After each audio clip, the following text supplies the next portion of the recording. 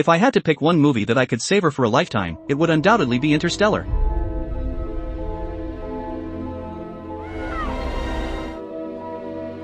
In the future on Earth, people no longer have any meat to eat, they subsist solely on corn every day. They even have to flip every cup, plate, bowl, and utensil upside down onto the table, or else they'd end up eating dust. Every day, the air is filled with swirling yellow sand, and people suffer from varying degrees of pneumoconiosis. No matter where you go, you have to wear a mask because the wind, dust, and smog never cease for a single moment. But the most terrifying force isn't the tornadoes or dust storms, it's a tiny wilting disease that infects every crop, causing them to wither away one by one. Wheat and rice vanish first, with potatoes and okra following soon after, until eventually, all that's left is corn. Famines and wars rapidly decimate the human population, until only a few 100 million people remain, most of whom become farmers. People devote their entire lives to desperately growing food, yet year after year, the harvest gets smaller. No one can understand why Mother Earth is taking back the gifts she once gave us. This isn't your typical end-of-the-world disaster film, it's a grand epic, a breathtaking science fiction masterpiece that always brings tears to my eyes. The movie's protagonist was once an outstanding pilot, but when the apocalypse hit and he lost his job, he became a farmer, cultivating vast fields of corn. With his sharp insight, he quickly realized that the wilting disease would continue its relentless rampage, and even corn would eventually succumb to extinction. If humanity clings to farming forever, its demise is inevitable. The only path to survival is to explore new directions. The protagonist has a son and a daughter. His son has been labeled a farmer by his school and is no longer allowed to attend college, but fortunately, his daughter has inherited his spirit of exploration and remains endlessly curious. Lately, though, the protagonist's research has veered into the unscientific, the realm of ghosts. In his room, books from the shelf kept falling off on their own, and his daughter insisted that it was a ghost conveying messages. The protagonist never believed her and just let things be, until strange phenomena began to confront him directly. One day, all the unmanned harvesters in the vicinity seemed to gain a collective consciousness, converging simultaneously at the doorstep. When the protagonist and his daughter went inside, they heard unusual sounds coming from her room. Upon investigating, they discovered that the books from the shelf were scattered all over the floor, leaving behind a mysterious, orderly pattern of gaps on the shelf. His daughter claimed those gaps formed a code. Still unconvinced, the protagonist remained skeptical until the next incident made it impossible for him to deny the truth. That day, a massive sandstorm hit his home. His daughter had forgotten to close the window, and dust quickly filled the room. As they burst into the space, they witnessed